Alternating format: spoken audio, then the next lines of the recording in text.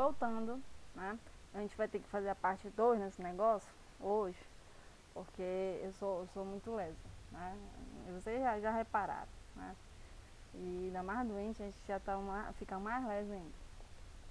E é meu estágio natural, praticamente.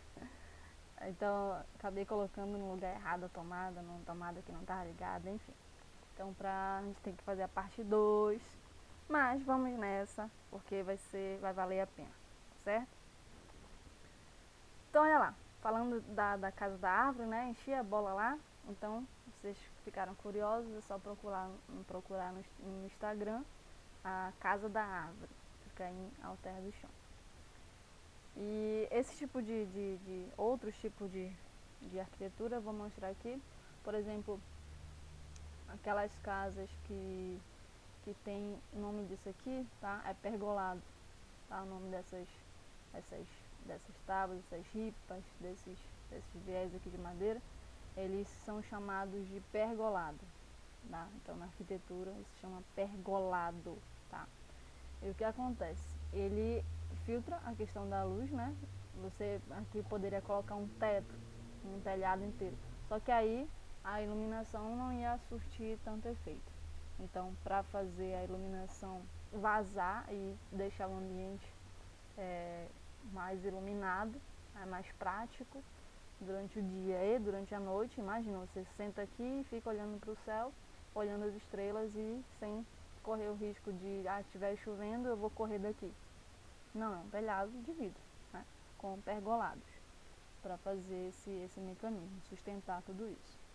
Então, são tipos de casas sustentáveis. E no meio, eles colocam sempre um jardim, um lugar aconchegante para você meditar, para você curtir a paisagem, curtir a família, curtir a natureza.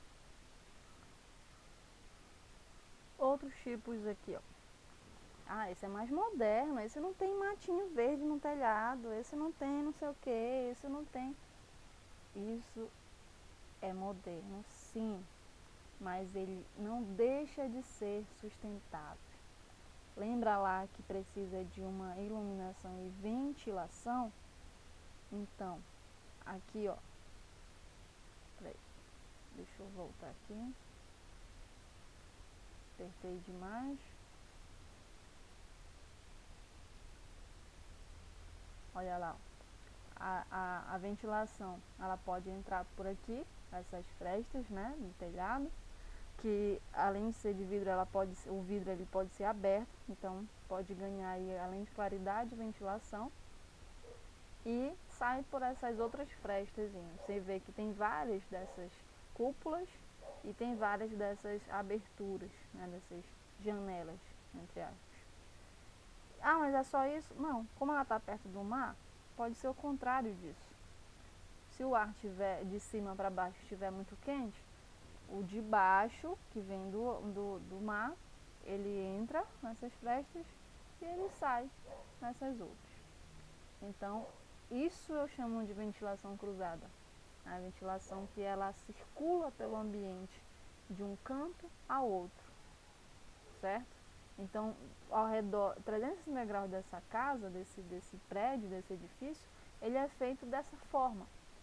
Então, para canalizar essa ventilação. Sem falar que canaliza também a iluminação natural. Então, ela se torna sustentável, mesmo sendo top e modernona. Ok? Então, para você ver as diferenças aí, não é só aquela que tem o verde. Aquela que tem o verde, ela também é chamada de arquitetura ecológica e sustentável, tá? Lembrando que a sustentável pode ser ecológica, mas ao contrário disso não, tá? Porque quando você fala de sustentabilidade, é aquilo que dura, né? Então a arquitetura ecológica ela não dura tanto, mas se você faz sustentável e com um cunho na ecologia, aí você tem uma durabilidade maior. E vocês curtiram essa casa aí? Essa casa existe? Nossa, a casa tem um telhado esquisito. Nossa, a casa que parece uma onda. Exatamente essa ideia do arquiteto. Fazer com que ela fosse em formato de ondas. Você deve estar pensando agora, isso deve ter dado um trabalho. Porque se arquitetura é matemática, a gente já sabe que matemática é complicado, porque o professor cobra da gente. Imagina fazer uma casa assim. Imagina o tanto de erro que não deu, e realmente deu muitos erros aí. O arquiteto, ele fala que essa casa deu muito trabalho, mas valeu a pena. Porque o telhado é desse jeito, mas a iluminação circula a 360 graus na casa. O sol corre ao redor, né? Nasce num lugar e desce no outro, né? Lá na geografia a gente explica isso.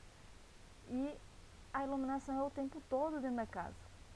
Então essa iluminação conversa com a casa, ela se movimenta. Então cada olhar que você tem da casa, você tem um olhar diferente, de um ângulo diferente, de um jeito totalmente diferente.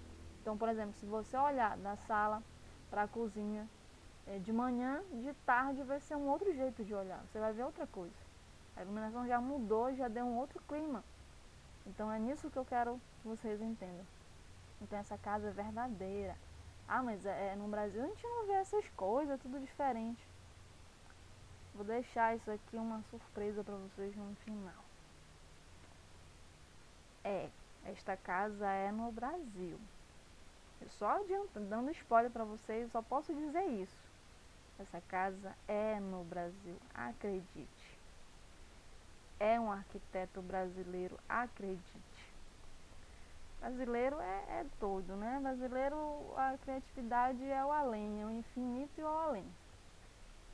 Nem o desenho lá, o filme. Depois a gente fala mais sobre isso, que eu vou fazer vocês... Peraí, vamos voltar aqui. Vocês querem entrar nessa casa?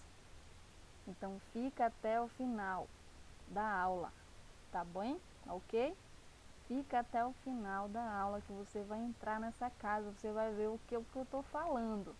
Eu não tô mentindo, vocês vão ver. Olha lá. Aquela que eu mostrei no início da aula, que eu mostrei na aula passada, sobre os containers. São formas sustentáveis de se viver minimalistamente falando. Ou seja, a pessoa consegue viver com pouco e viver bem. Sem falar que com vidro, né, a iluminação é natural, ela é absorvida. A questão da ventilação também é absorvida. E agora, se você fazer uma casa container totalmente fechada, você vai ver o que é calor, principalmente se você colocar um negócio desse aqui em Macapá. Tá? Sem os devidos cuidados que tem que ser levado em consideração, em vez de fazer bem, vai fazer muito mal a você. Um exemplo disso é algumas escolas que fizeram, o governo, numa época aí, eu não lembro qual foi, mas acho que é recente, fizeram escolas, as escolas não tinha escola em alguns lugares do interior, e eles colocaram containers.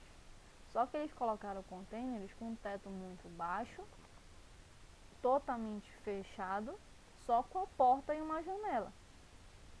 No meio da Amazônia, imagina isso, mesmo cercado de árvores, você imagina o calor infernal que é para estar ali, né? Então, não foi legal. Colocaram ali, vou colocar ali para dar um charme ali. Não, não é isso, essa escola que vocês queriam? Toma essa escola que vocês queriam. Mas as crianças preferiam ter aula debaixo de uma árvore do que dentro daquele negócio, que parecia uma lata de sardinha. Né?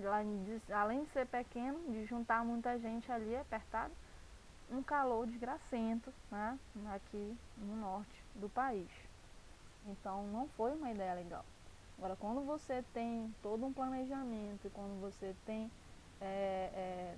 colocar bastante vidro para circulação circular, né, para ventilação circular, para a iluminação natural entrar, então fica tudo mais fácil, muito mais bonito, como estou mostrando aqui, ó. Quem é que não gostaria de morar aqui? Né? Até eu gostaria de morar num negócio desse.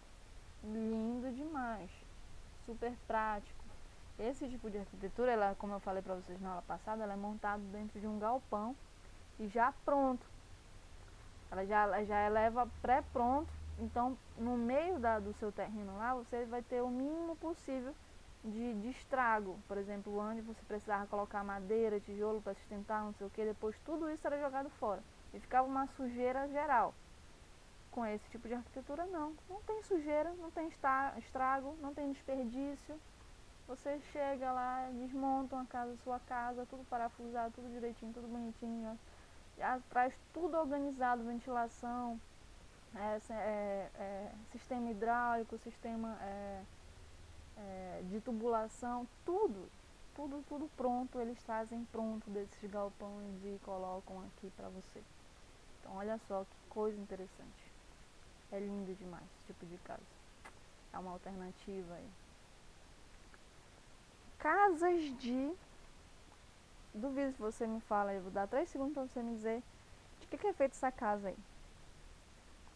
A casa não é no Brasil, mas depois vocês vão ver outras alternativas.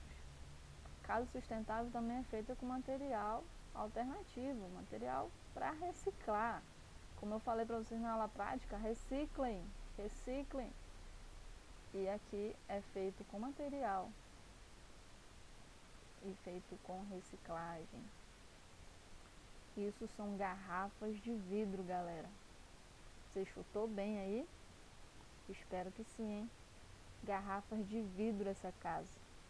Como é possível? Aí, além de ficar bonito, olha só, dá um mosaico bonito, né? A iluminação combina, como ela fica, além de inusitada, fica bonito, fica muito aconchegante. Isso é na Califórnia. Queria mostrar pra vocês, virou até ponto turístico na Califórnia, uma casa feita com garrafa de vidro. Então, nossa, esse homem bebeu muito então, né, pra colocar uma garrafa de tudo isso aí. Mas tem como catar, né? Tem aqueles catadores de latinha, ele cata a garrafa pra fazer casa. Simples assim. Super natural, todo mundo faz isso, coletar, né? Imagina isso. Só que não, né? Quem dera se a gente fosse assim. A gente acha que isso é perder tempo e pra ele não, olha. É construir casa. Casas diferentes. Casas sustentáveis. Ah, mas aonde é que entra a luz aí? Através de garrafas. Onde entra a ventilação?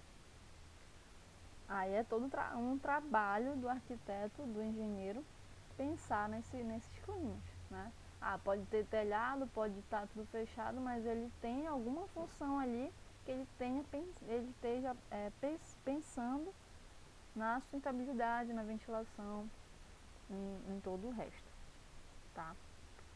Olha lá, também não é no Brasil, feito de garrafa, né? Então, garrafa mesmo, ó, eu coloquei aqui uma parte que é em zoom aqui pra você ver a boca das garrafas. Ele nem tira a boca da garrafa, eles vão com a garrafa toda. Ah, mas a professora só tá mostrando exemplo que é fora do Brasil, né? Porque aquele da onda, ok, no Brasil, mas esses aí nunca no Brasil, não é visto, as pessoas não fazem. Quem disse? Você deve estar pensando, na novela da Carminha, aquela casa lá da irmã da mãe Lucinda, tem aquelas casas que é feita de vidro. É isso que a senhora está falando?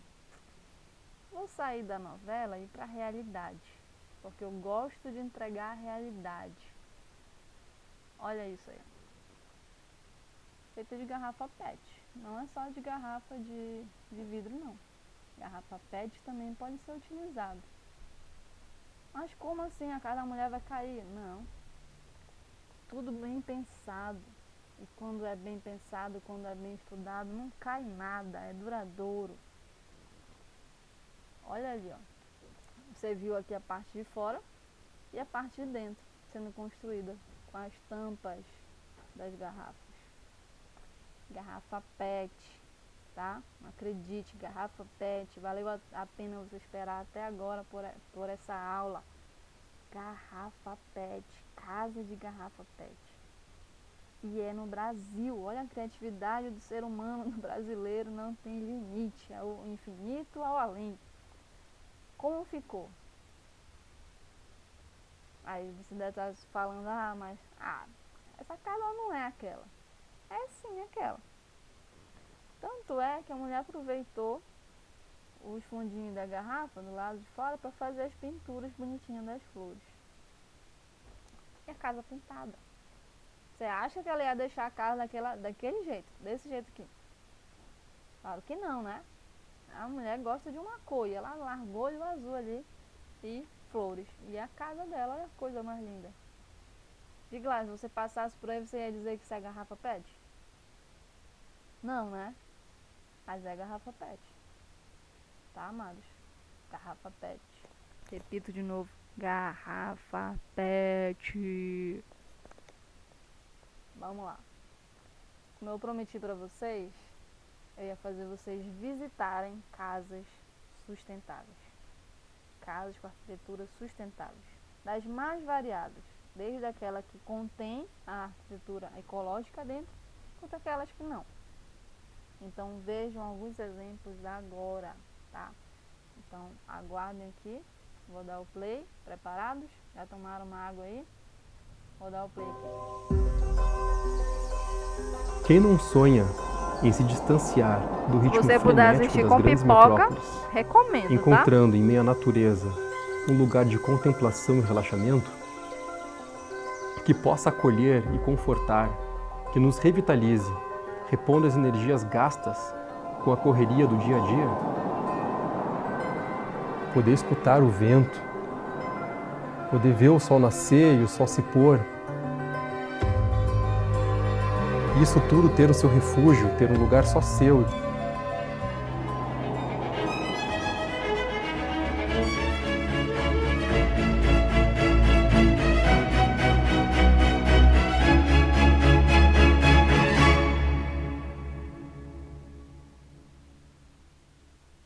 Lembra do que é refúgio?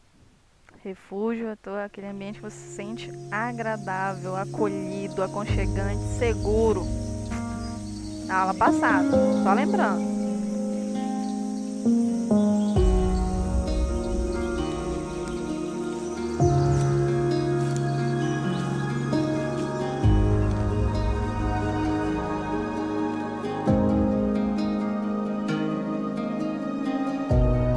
O espaço natural que existe aqui, ele é fantástico.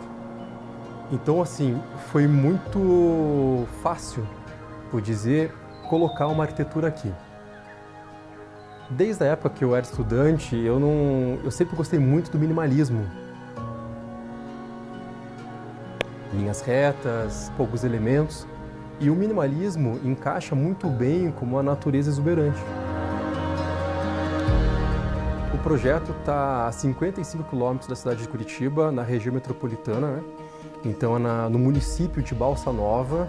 Ele está localizado no distrito de São Luís do Purunã, que aqui tem um hotel fazenda super tradicional da região. Na frente tem uma paisagem que eu consigo ver até a Serra do Mar, que está a 110 quilômetros distantes daqui.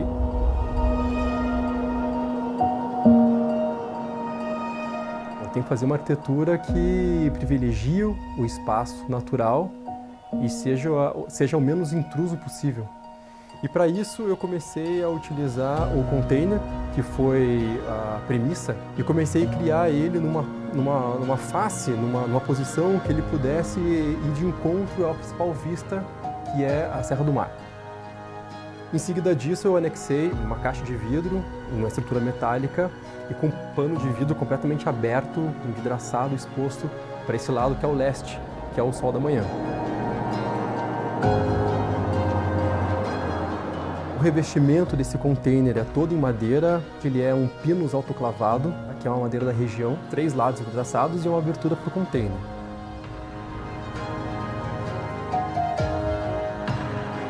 Com relação ao mobiliário do refúgio, a cama e os criado-mudos são feitos na marcenaria no próprio hotel. Foi importante por dar um pano de fundo para a arquitetura. Então, esse contraste do verde da mata bem fechada com a madeira, que é o revestimento principal do refúgio, ficou interessante dar esse ar mais natural.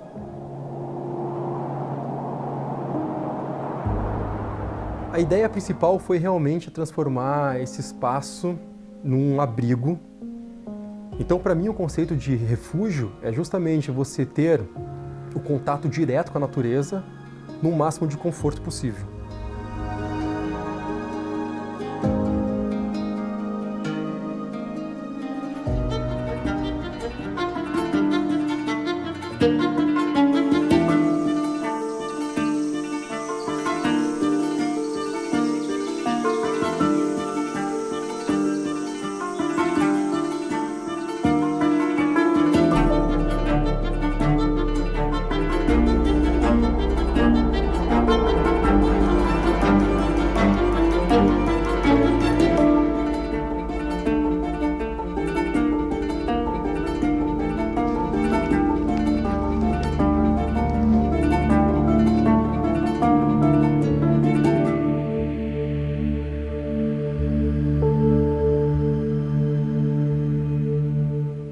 Estamos na Serra do Rio de Janeiro. É um lugar que historicamente é tratado como refúgio das pessoas. E é uma região maravilhosa, primeiro porque é 1 hora e pouco do Rio. Então é perfeito justamente por essa questão do refúgio, né? Você está muito próximo da cidade, uma casa de campo é onde você pode receber os seus amigos, seus livros, seus discos e nada mais. Isso tudo em volta de uma comida, em volta de um vinho, em volta de um clima gostoso. O que importa realmente é o ambiente natural. Eu tento sempre fazer uma arquitetura atemporal, né? A gente busca fazer uma arquitetura que não envelheça, que você visite 10 anos, 15 anos depois e ela ainda tenha uma certa vivacidade, ainda tenha frescor. Quando a gente pensou nessa casa, essa casa está numa das encostas de um vale. E eu queria que a arquitetura fosse muito uma ponte ligando os dois lados, né?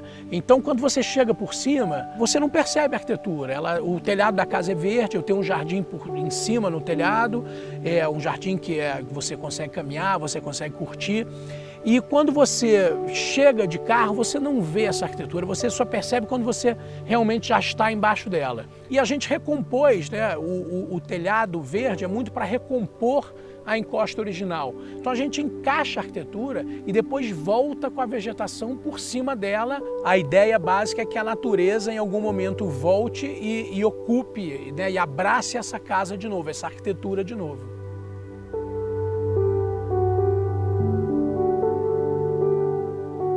A gente opta sempre pelos materiais naturais. Pedra, concreto, madeira, porque eu acho que isso traz a textura que você quer nesse conforto. O conforto vem dessa textura. O telhado verde traz um conforto térmico enorme também, né? Então você tem uma casa sempre fresca. O que você busca é o sexto sentido. A gente precisa atingir o sexto sentido desse morador. É o conforto da madeira, dos materiais naturais, é o barulho da lareira, é o cheiro da cozinha. É isso que ele busca, é esse imaginário que ele busca. Pensando muito na longevidade de um projeto, a gente precisa de materiais que não requeram grandes manutenções e que envelheçam com dignidade. Isso o material natural traz. Eu acho que isso é importante para trazer muito esse conforto, para trazer muito a integração dessa casa com a natureza e, principalmente, é uma prova de que a natureza, que é soberana, aceita a arquitetura.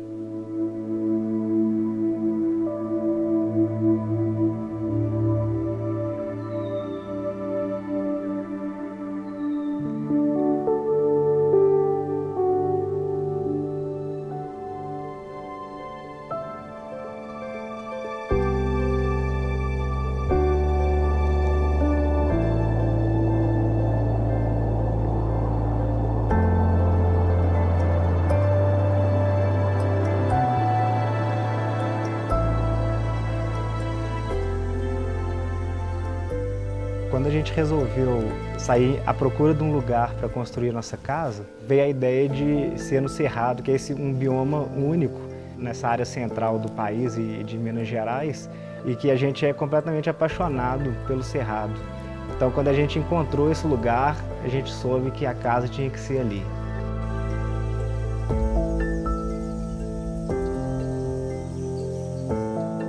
Aqui em Minas Gerais não tem praticamente nenhum terreno plano. E o arquiteto tem que saber lidar com isso, em colocar a casa no meio de uma topografia totalmente acidentada. O nosso terreno ele cai 30 metros, então a casa tem que dar um jeito de se encaixar no terreno e se relacionar com ele.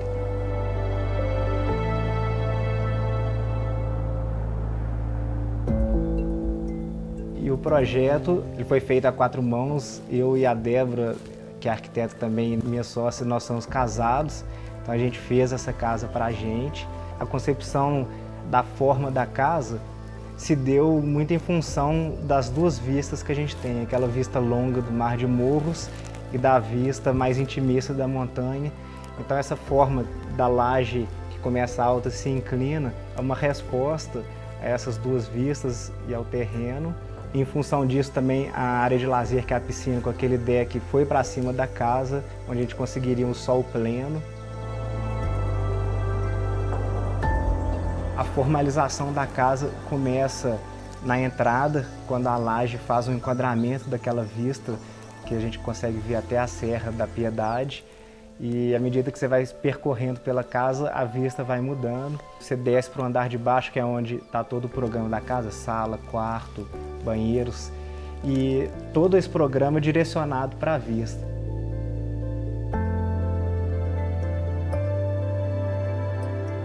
Quando a gente chega na suíte principal, que é o último cômodo da casa, até o banheiro foi pensado para ter 100% de vista. Essa relação de privacidade um pouco diferente, que você fica o tempo inteiro em contato com essa pintura natural que tem aqui.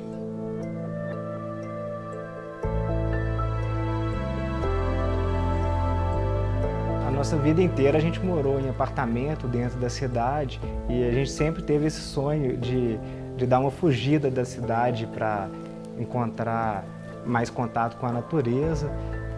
E refúgio pra gente, eu acho que é o que te faz conectar com as coisas mais simples da vida, assim, de cuidar das plantas, ter um cachorro num gramado, é o que te dá qualidade de vida e de sair um pouco do caos da cidade.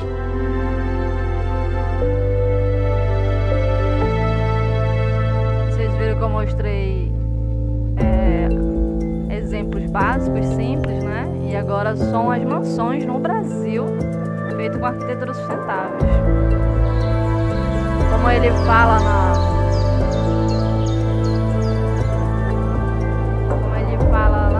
a arquitetura, deixa eu baixar mais o som que a gente já vai falar.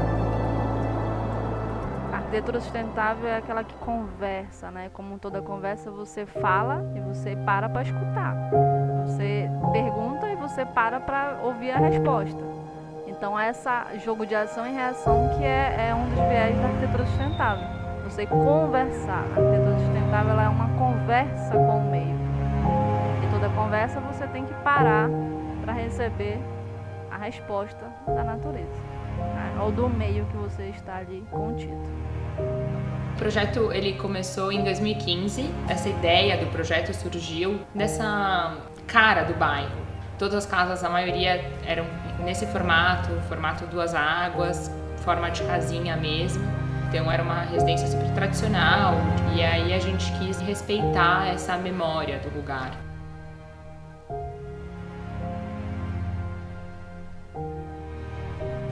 Tem alguns ambientes que dão um pouco essa sensação mais lúdica na casa, que a gente procurou trazer um pouco desse divertimento para a arquitetura. É uma coisa que se repete bastante nos projetos do escritório, que a gente gosta de instigar um pouco essa curiosidade. O porquê que aquilo foi feito daquela forma e o porquê que aquilo transmite uma sensação, uma determinada sensação. A gente gosta que o ambiente pergunte algo para você. Então, acho que a curiosidade é uma das grandes chaves da arquitetura. Foi uma preocupação, porque a gente queria uma casa aberta e ao mesmo tempo eu acredito que a gente conseguiu essas surpresas. Você entra no corredor e você não consegue ter essa leitura imediata da casa, você vai descobrindo, você consegue percorrer esse corredor vendo a escada, vendo esse bloco que até então você não sabe o que tem dentro. Então eu acho que mesmo sendo uma casa contemporânea, toda aberta, a gente conseguiu dar esse ar de curiosidade e surpresa. Ela é uma casa que muda conforme o dia. A luz muda bastante. É muito gostoso que você vai descobrindo isso com o tempo. A gente se apega muito nessas sensações na hora de projetar. Então a gente sempre se imagina naquele terreno e que sensação que a gente queria passar para as pessoas. Onde a gente colocava os rasgos, onde a luz ia entrar e quais as sombras que isso iam dar no ambiente. Eu entro nela, o meu coração acalma. Eu amo as cores, eu me sinto segura, eu me sinto amparada. É diferente, eu acho que a arquitetura realmente tem esse poder. Em todos os nossos projetos, em algum canto vai ter um verde. Ele traz outra alma para o projeto, eu acho que ele é vivo. Então isso faz com que aquela arquitetura viva. Eu acho que foi daí que a gente pensou em trazer esse ambiente na natureza, né? Porque, putz, ali você tá na altura das copas, das árvores, então você não consegue entender que você tá no meio de uma cidade. E a ideia foi elevar o pé direito justamente para manter essa vista. Isso se completou a hora que a gente envelopou o terreno com o jardim vertical, que fez com que esse verde tivesse uma continuidade. Tem alguns pontos onde a gente criou esses rasgos para a entrada de luz, para trazer também mais essa amplitude, essa impressão de que o pé direito é mais alto do que ele é de fato. Intensificar essas fachadas e não simplesmente essa horizontalidade dele, né? Um refúgio é aquele lugar, independente de onde ele esteja, é um lugar onde você se sente abrigado, é um lugar onde você se sente em paz e que te tira um pouco do caos urbano e da correria do dia a dia. Então eu acho que isso é um refúgio, independente de ele estar no meio de uma floresta ou ele pode ser um refúgio urbano.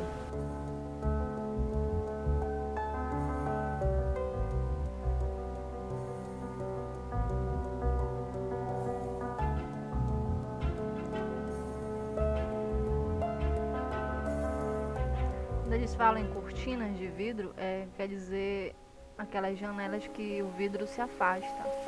Ah, agora sim. Prepara a pipoca aí. Agora pegou o melhor.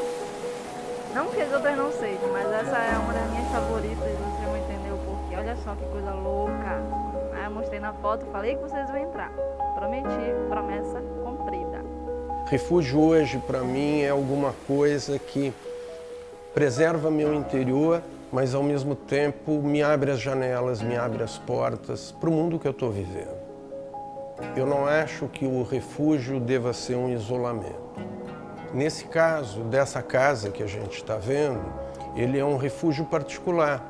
Particular não no sentido de particular, de posse, mas ele é particular porque é um refúgio dentro da própria cidade. É um refúgio urbano. Não é uma casa de campo, não é uma casa de praia. Ela é um pouco disso tudo, mas é uma casa que as pessoas vivem, trabalham perto. Ela está encravada numa montanha de granito, praticamente se jogando para o mar, mas no coração do Rio de Janeiro. Era um terreno relativamente pequeno, não era um terreno grande, com 2 casas já construídas. Essas casas eram casas com muros altíssimos. Então nós optamos por colar a casa dos 2 lados desse muro e abrir a casa totalmente para a paisagem. Mas isso só não seria suficiente, né? Nós precisávamos de outras entradas de luz.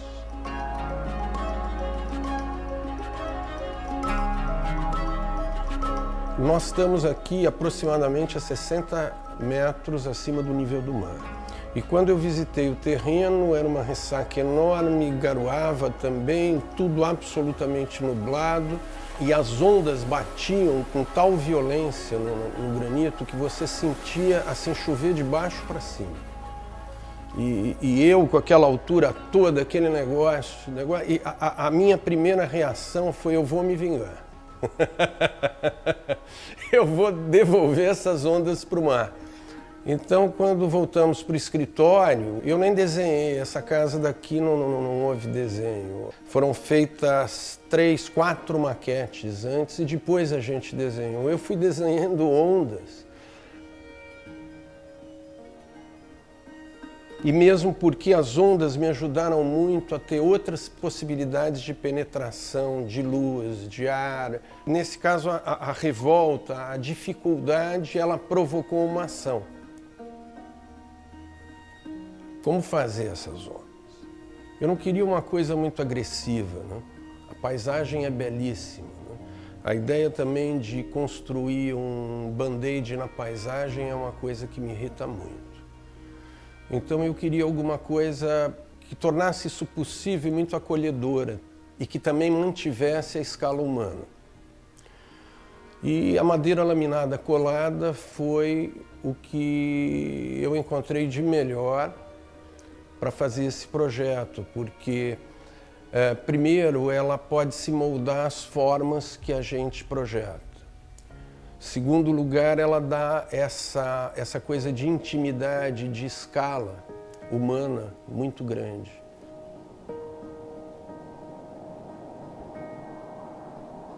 A geometria do telhado é um pouco caótica, né? Bom, primeiro, o mar é um pouco caótico. O mar, ele não tem duas ondas iguais. Segundo lugar, a minha cabeça é um pouco caótica. Então, como eu disse, foi se desenhando numa maquete, foi se fazendo testes de luz, foi se fazendo testes de insolação, da movimentação do sol em relação ao telhado, como é que isso ia provocar sombras, como é que isso ia provocar determinados pontos iluminados, isso daqui anda durante o dia, isso daqui vai se movimentando, né? Isso daqui também era um objetivo. Eu queria alguma coisa que mudasse. Então, esse tipo de geometria que provoca mudanças de luz, que provoca mudanças de altura, que provoca mudanças de percepção no andar, no espaço. A arquitetura tem muito essa coisa do andar.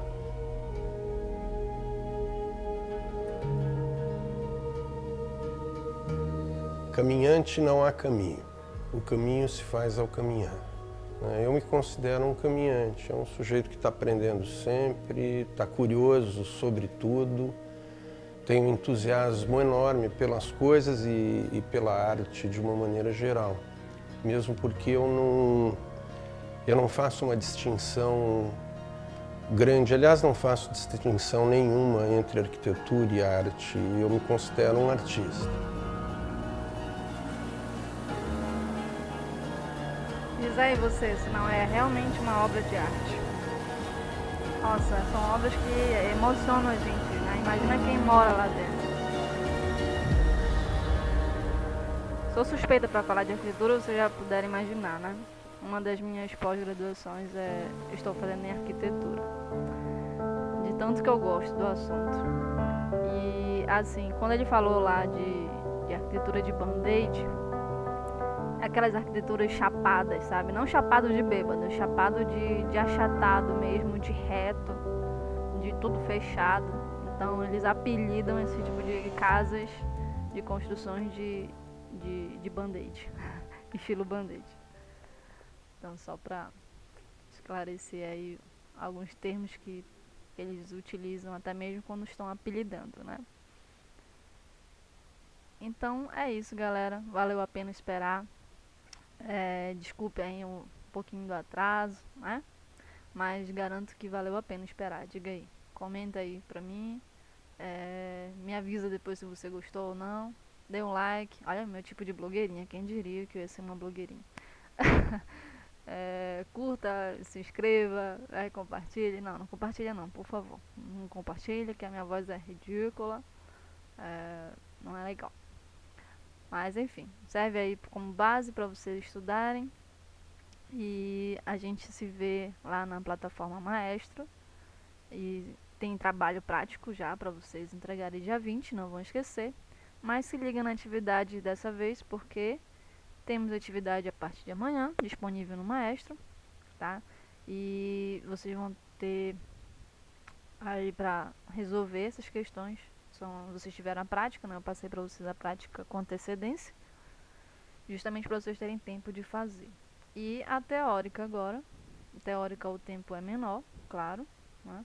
Dá para você resolver direitinho, com base nas nossas aulas, com base no livro de vocês.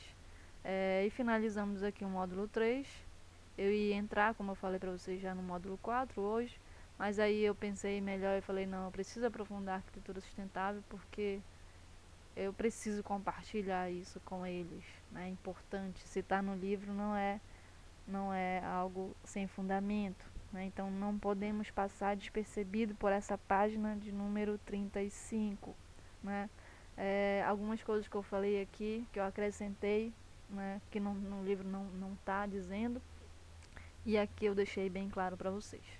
Então vocês viram aí como é a arquitetura sustentável, que é um diálogo entre a arquitetura e o meio, né? O meio que eu falo, tanto o meio ambiente natural quanto o urbano mesmo. Vocês viram a casa que é no meio de São Paulo, mas ela ainda assim tem um refúgio, né?